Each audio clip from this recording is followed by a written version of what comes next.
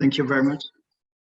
Thank you very much to you for the introduction. Thank you to your organization for inviting us today. It's a pleasure to be here with you. And thank you all for joining this session. My name is Olivier Veufray. I work as a practice lead in the strategic intelligence team at the World Economic Forum. And it's a pleasure to be with you for approximately the next 45 minutes. As you'll see, we'll have a bit of a presentation, but we also have some opportunities for you to jump in and share some of your thoughts. So please be ready to react. We'll be sharing some ways for you to engage here during the session. So it will just not be only listening. Very happy to be here also today with two colleagues. So please, before we start, I'd like to have Tarika come in.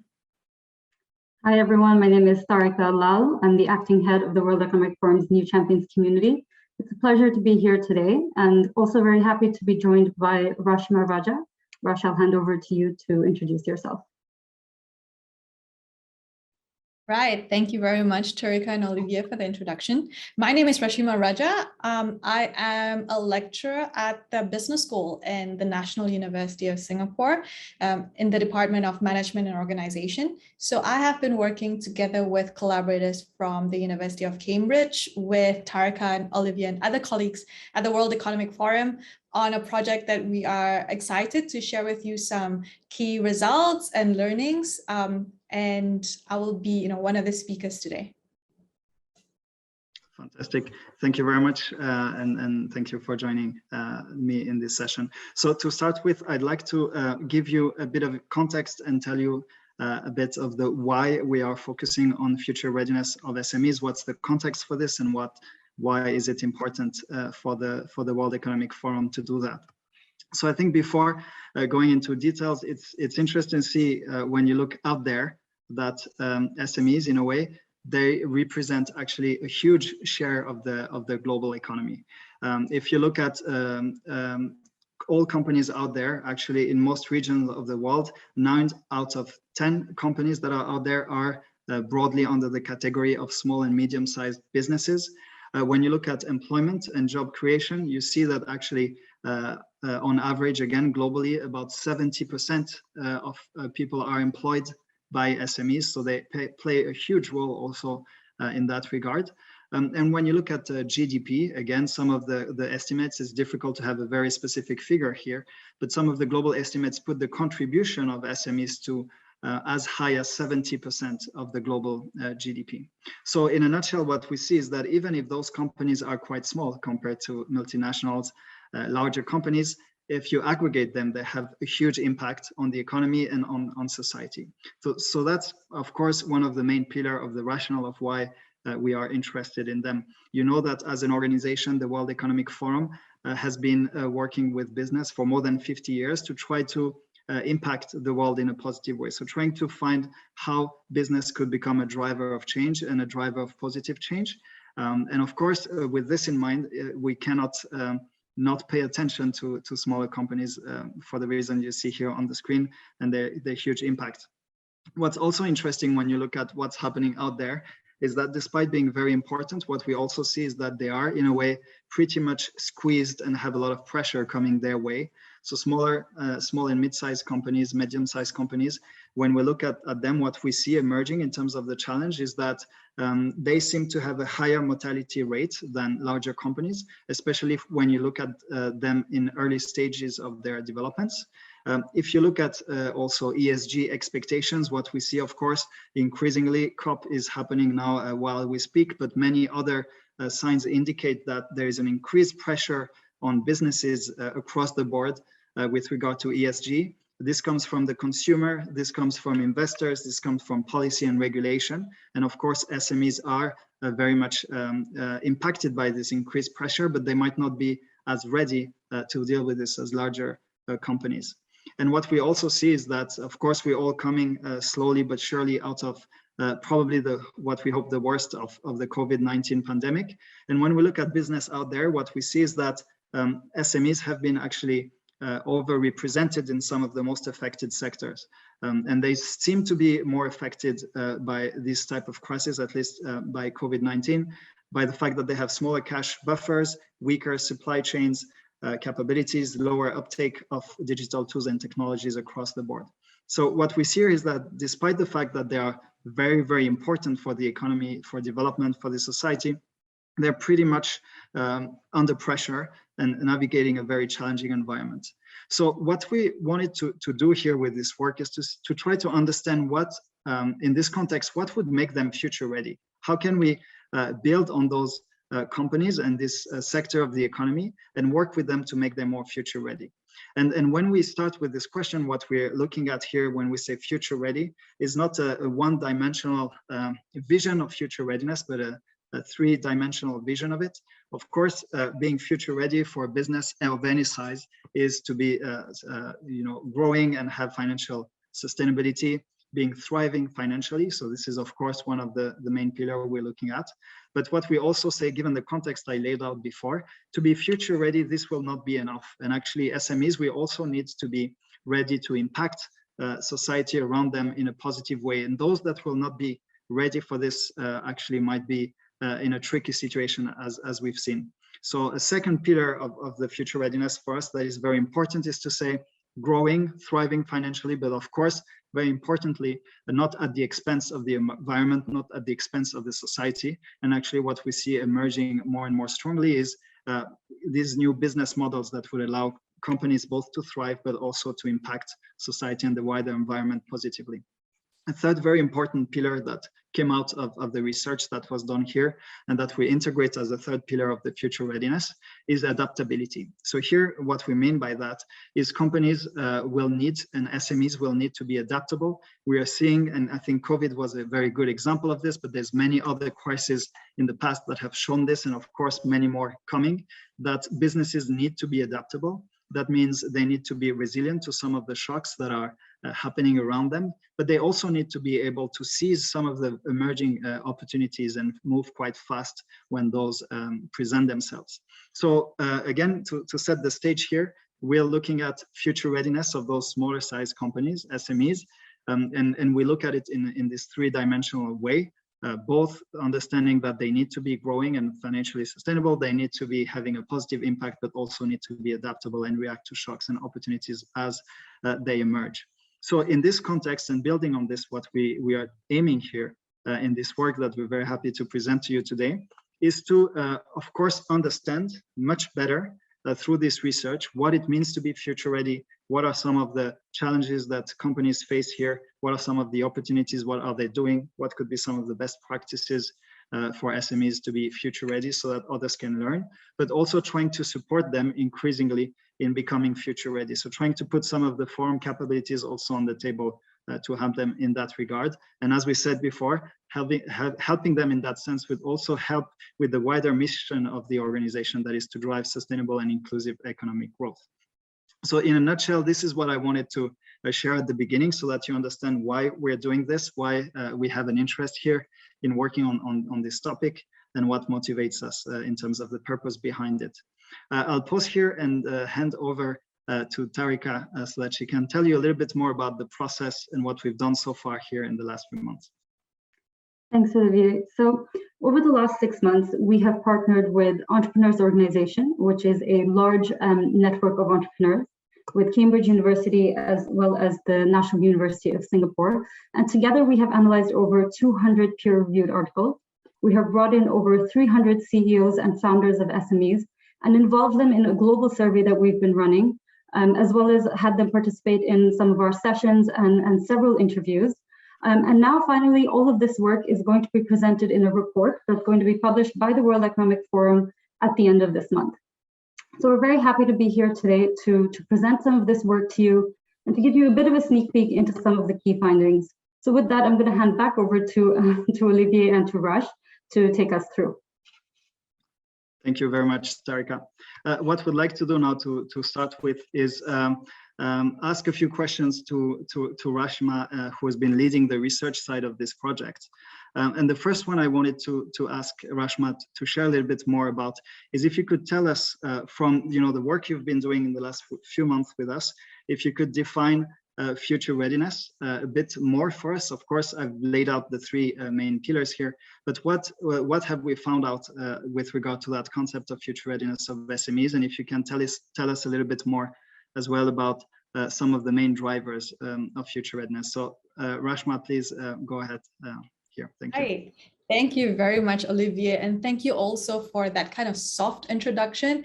As he mentioned, you know, our future readiness is not a one-dimensional construct. There are three pillars of future readiness. We talk about societal impact, adaptive capacity, and growth. And when we talk about growth, what is important in future readiness is that we talk about long-term sustainable growth. It is not just about short-term financial profits, but really how do we pursue these financial gains by pursuing sustainable business models, looking at more innovative products and services, and also how do we digitalize our internal and external processes to keep up with our future environment, right? Just because we are in a very volatile world, I think the COVID-19 pandemic, of course, is an extreme example, but before COVID, we have always had the need to be future ready, to adapt to the changing situation. So consumer demands are changing, technological innovations are happening so fast. So all of these things, these are what makes it important for SMEs to be more future ready.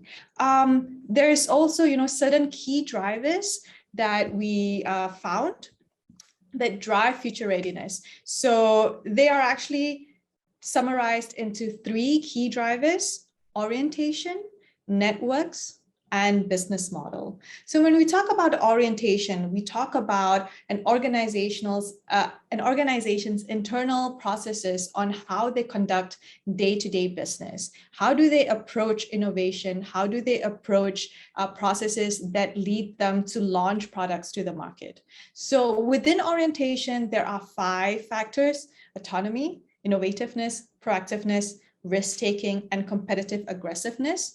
Maybe I'll just touch on a couple of these. So autonomy refers to the degree of freedom that you give to your employees to make independent decisions. And studies, and our study has also found that if you give employees more autonomy, you give them more freedom to make independent decisions, they tend to be more innovative, they tend to be more proactive, and all in all helps an SME to be more future ready. The second aspect is networks. And when we talk about networks, we talk about the access to valuable resources. And this may be financial resources, but also non-financial in the form of social support and also information resources. Diversity of social relationships is important.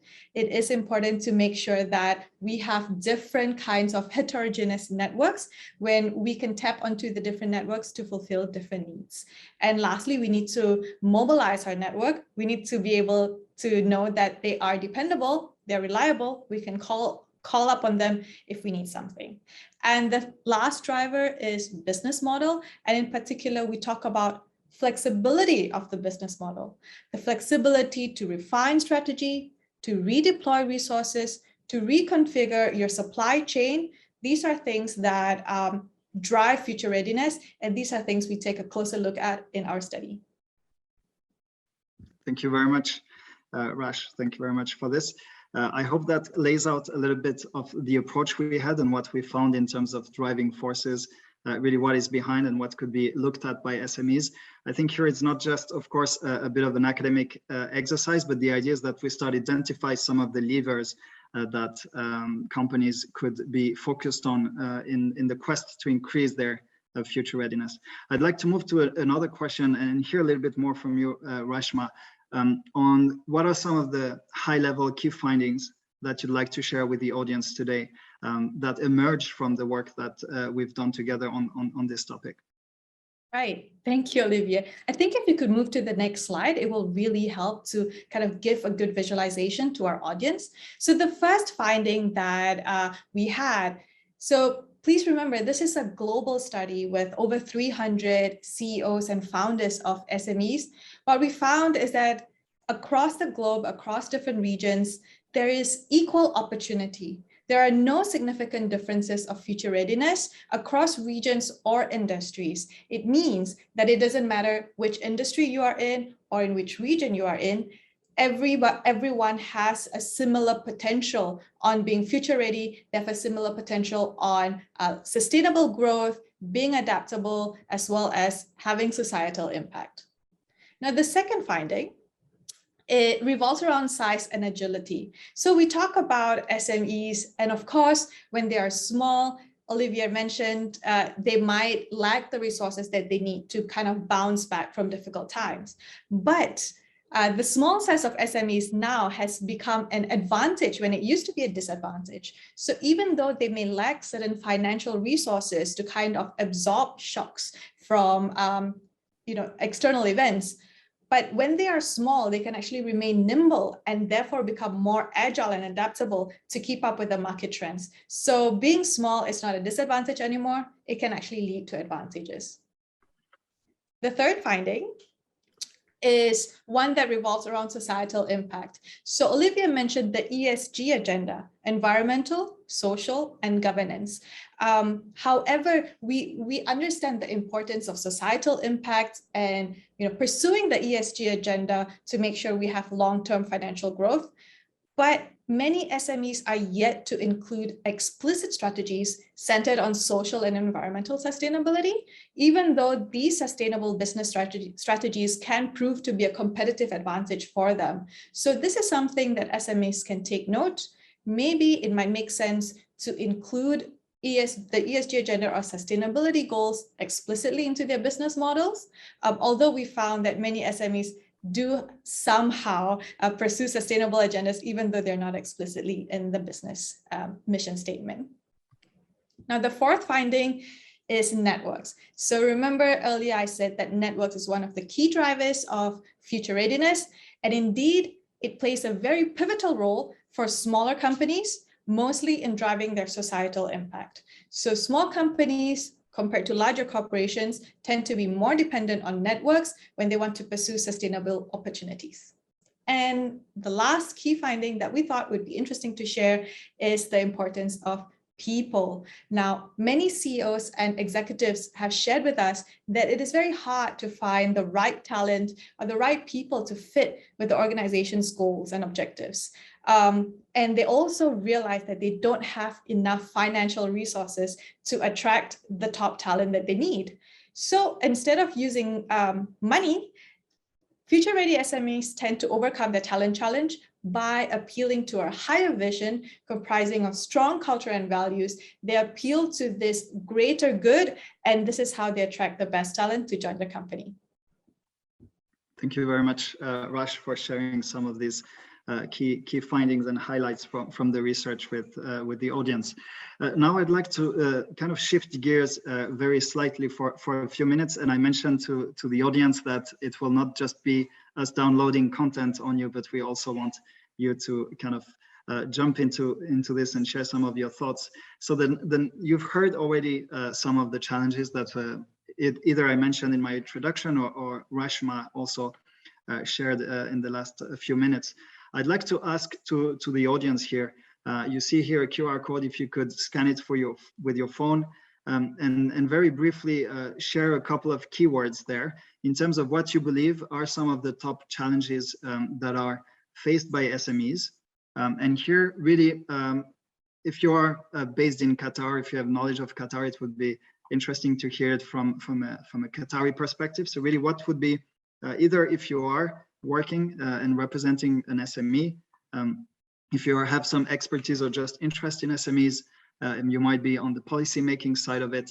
This is not really important. What we'd like to hear here from you is really some key thoughts on what you think could be some of the main challenges that SMEs are facing in your country or potentially in the wider region here. So I'll just leave this up for a few minutes and see some of the responses coming in. I'll comment on them and then turn to Rash to build on this. So here already a few sharing things here. So thank you very much for this. I'll just keep it open a little bit more so that we can kind of build on this. Perfect. Great. So in the interest of time, I would suggest we move on to this and on this. So here we have a few thoughts from people in the room on some of the key challenges faced by SMEs today, particularly with Qatar and this perspective in mind. So some of them talk about finances, access to funding. I think here I can see that there's something around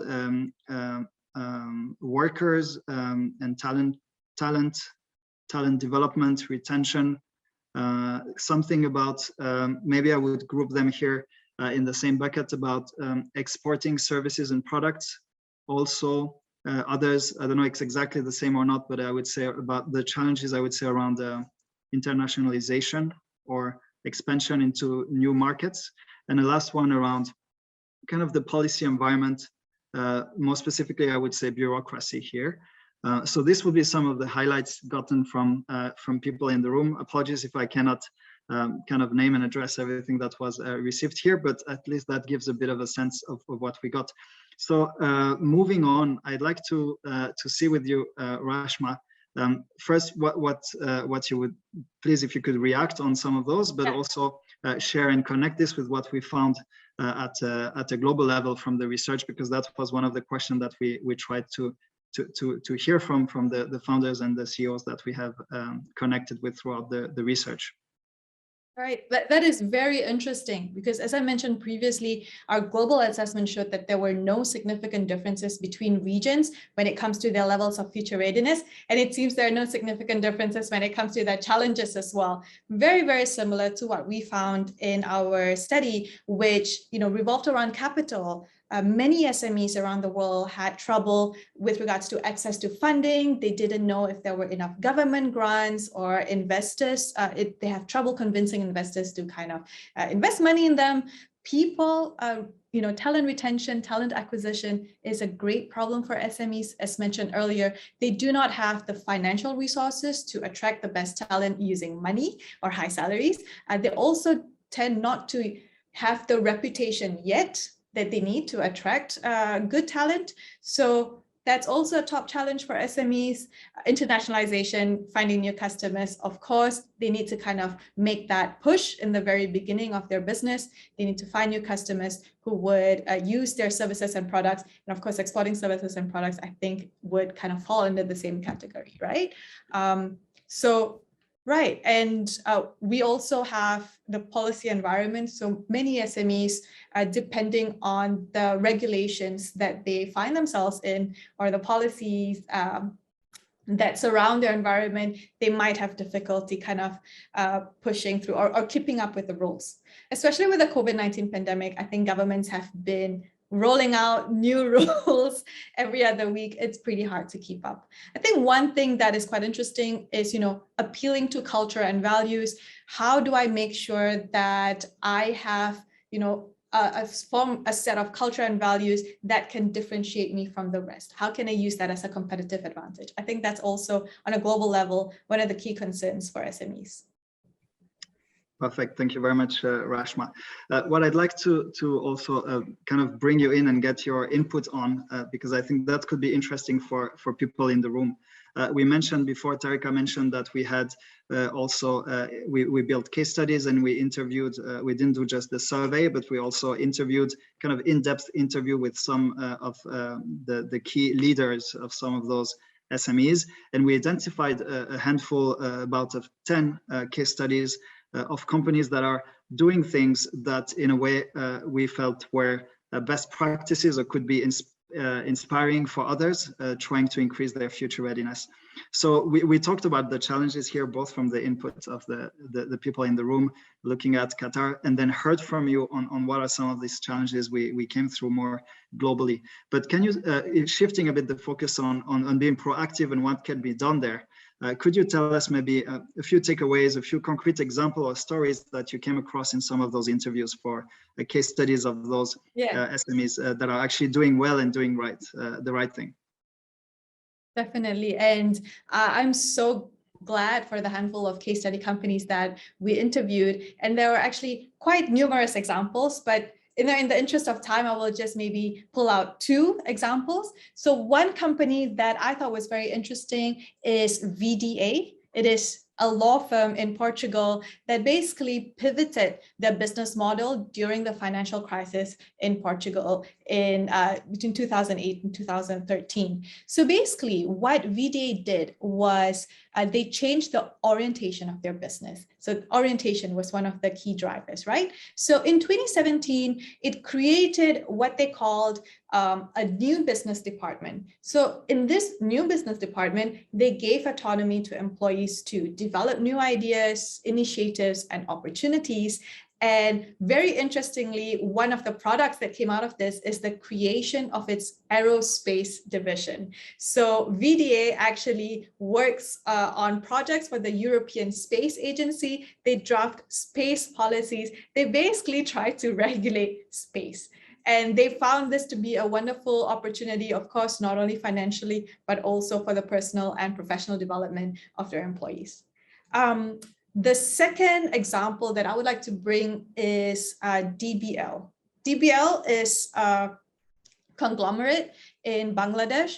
Basically, they are a garment manufacturing company, and they really put sustainability at the forefront and societal impact. So one of the goals of DBL is to really try to leverage international networks to benefit their local society. And by local society, I mean giving women gainful employment, providing educational opportunities to the children of these women who work for them. And I think this is a great move, especially in that industry where it could be a little challenging to provide really good employment and good opportunities. So they have initiatives called the Women in Factories Initiative, Mothers at Work, and they work with international organizations like UNICEF and other NGOs to really provide this societal impact to the local societies. So we see here, they try to manage international networks as well as local networks, all in all, doing good for society, while of course remaining profitable. Great, thank you very much, Rash, for sharing this. I think it's always good to have some of those concrete stories. It is something that you will find once the report is launched. So if you want to get more of those concrete stories and inspirations of how others have done, you'll find that there in due time. What I wanted to mention also here is that this will be an ongoing, probably an ongoing endeavor for us, and we'd be actually interested to hear if you if you're based in Qatar, you have knowledge of what is happening probably in the market there. If you have some of those projects, initiatives, companies that have been kind of cutting edge now that you, in the sense of future readiness, now that you understood a little bit more about how we're looking at this, feel free to drop this into the Q&A or into the chat. It would be interesting for us also to learn from other examples, especially from Qatar in that case. So now what I'd like to say again is that from everything that is being discussed and shared here, if there's any reactions, any questions, any thoughts, feedback you want to have and share with us by the end of the session, share any question with Rashima directly, please feel free to drop this into the chat as we speak. We'll get back to it by the end of the session. Now I'd like to ask a last question for you, Rashima, and if you could maybe, so we've heard about some of the challenges, we heard about some of the learnings, we had discovered some of those stories, concrete stories of what some of those SMEs are doing to increase their future readiness. I'd like to kind of focus now a bit on the opportunity side of things. And if you could share here maybe some of the elements that you came across and that we highlight in the research in terms of actually what are some of the guiding principles and what could SMEs implement and focus on to increase their future readiness. Right, sure. So in summary, I might be repeating some of the points previously because I'm trying to bring them all together in, kind of actionable items. So number one is vision execution. So we know that SMEs, they have many creative ideas, they have very good vision, and they have very disruptive ideas that can really make a difference. But what is more important is how leaders execute this vision. You need to be able to provide an environment in the company that is is safe enough for people to be creative, proactive, risk-taking, and help you to execute the vision. Speaking of vision execution, you need people. People are an amazing asset in SMEs. We don't have a lot of resources in terms of money, as I mentioned multiple times, but what we have is people. When you have good, smart, resourceful people, they can actually make things work. They solve problems a lot quicker. This is one way SMEs can be future ready. The third thing is technology. Take advantage of technological infrastructure when you have it. So what's important is vision and people. And the people whom we've talked to, they actually said, well, technology is a means to an end. I have been able to use technology to accelerate my vision. I've been able to use technology to create the societal impact, although, of course, it starts with that mission statement. The fourth one is ecosystems. We talked about the importance of networks in smaller companies. It is also important to surround ourselves, to embed ourselves in an ecosystem that makes it conducive for us to be future ready and to innovate. So one example is to affiliate ourselves with startup hubs or these incubators, startup accelerators, affiliate ourselves with maybe the local government, try to have conversations with policymakers on how we can create an environment or an ecosystem that can allow SMEs to thrive.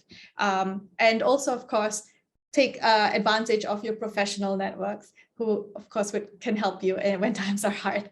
And the last one is strategic growth.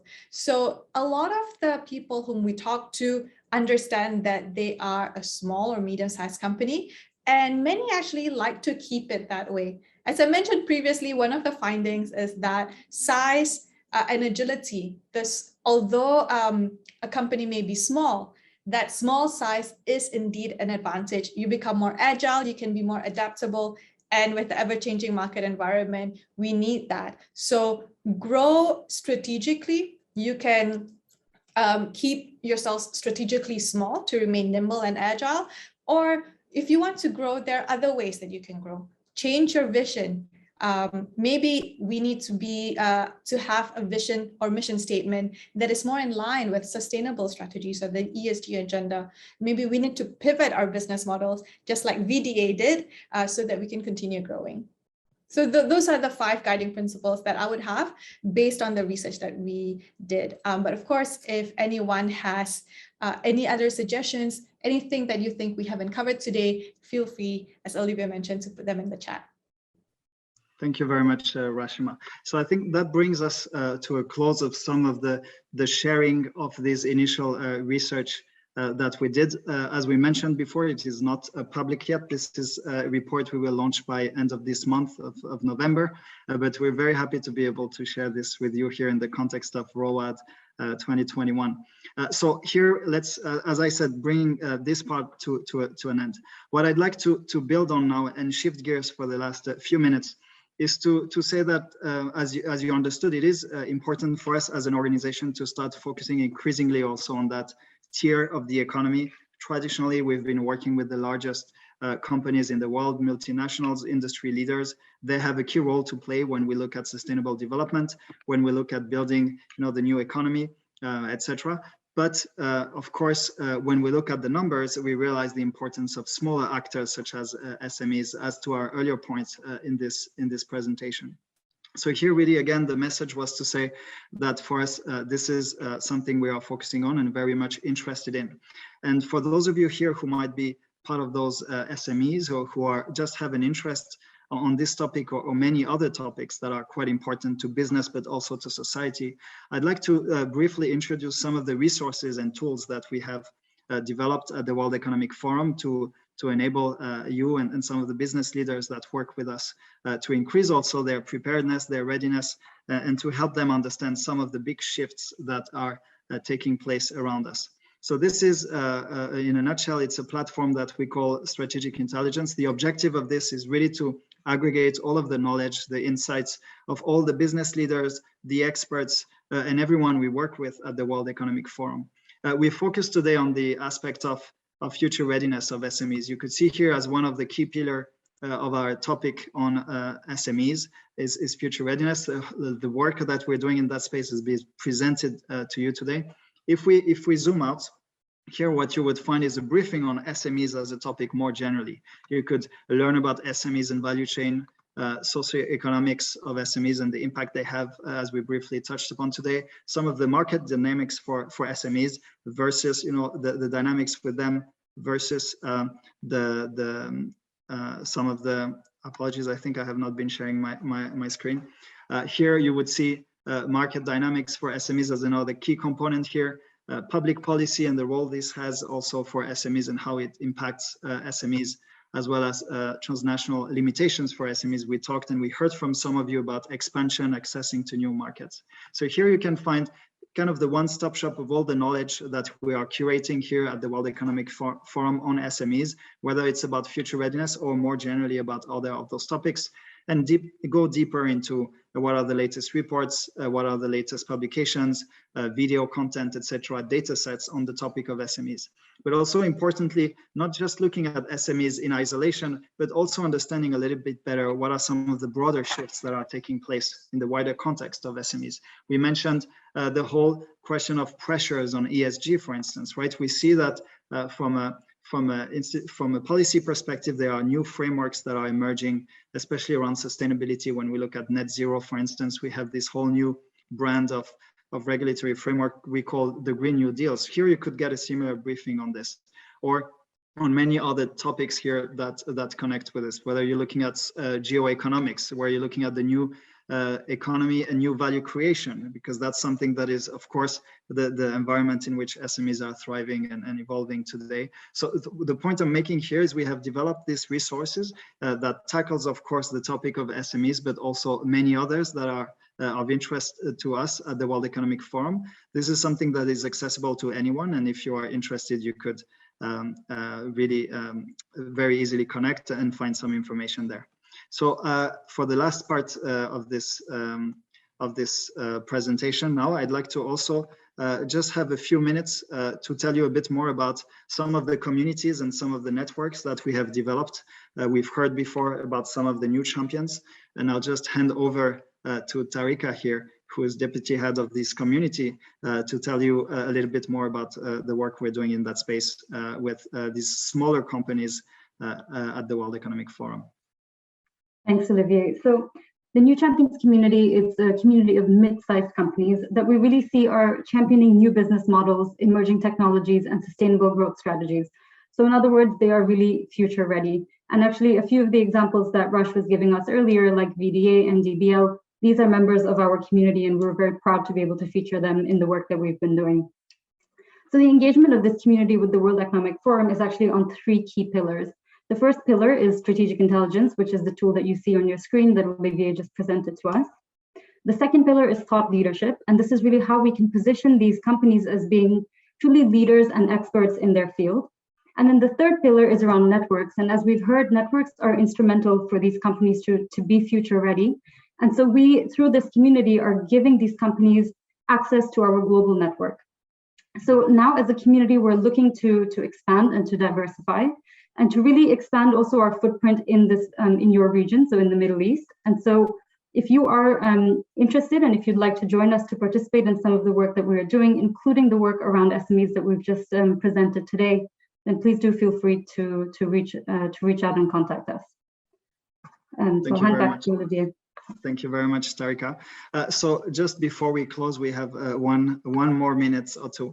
I'd like to pick up on one of the questions that came through the Q&A here. And I think just rephrasing it would be for you, Rashma, based on the research that was done, some of the learnings here, what would be maybe some like 1 or 2 messages or takeaways, thinking specifically about Qatar? You might not be an expert in Qatar, I understand, but I think that's the question. If you could build on this and share a little bit with participants before we close. Qatar is actually a very interesting region because, even despite the pandemic, there has been the interest on venture capitalist funding. It is still increasing and it's still persisting, even though we are in the middle of a pandemic. So I think Qatar is showing no signs of slowing down. I think everyone has, that equal opportunity to become future ready. So, based on the findings of our study, we find that venture capitalists, investors, they are increasingly becoming more interested in sustainability. Again, they are less interested in short-term financial growth, but really interested in that long-term financial growth. And can we also be sustainable, do good to the society at the same time? So one key takeaway I would say for Qatar SMEs would be to maybe try to really look at the sustainability agenda, maybe even looking at digitalization of finance and things like that in becoming more future ready and moving forward, because like I said, I don't think Qatar is slowing down at this moment. Great. Thank you very much, Rashma, for these last words. And again, on behalf of the World Economic Forum and the New Champions team, would like to thank you for your interest and for spending these 45 minutes with us today. We hope you got a glimpse of this, and of course, we hope you will be accessing and looking at the wider and the more detailed analysis by end of week when we share this report. If you have interest in this work, don't hesitate to reach out to us. And again, thank you very much, and wishing you a very good evening if you're based in Qatar, and maybe rest of your day, depending on where you're dialing in. So thank you very much again to you, and hope to see you soon. Bye-bye. Thank you. Yes, thank you for the great workshop, Mr. Olivier. Our dear audience, thank you for supporting our event by attending and contributing. We hope you enjoyed your experience. If you have any questions, you can drop them in the Q&A section. Otherwise, this is going to be it, and we hope to see you in our next workshop.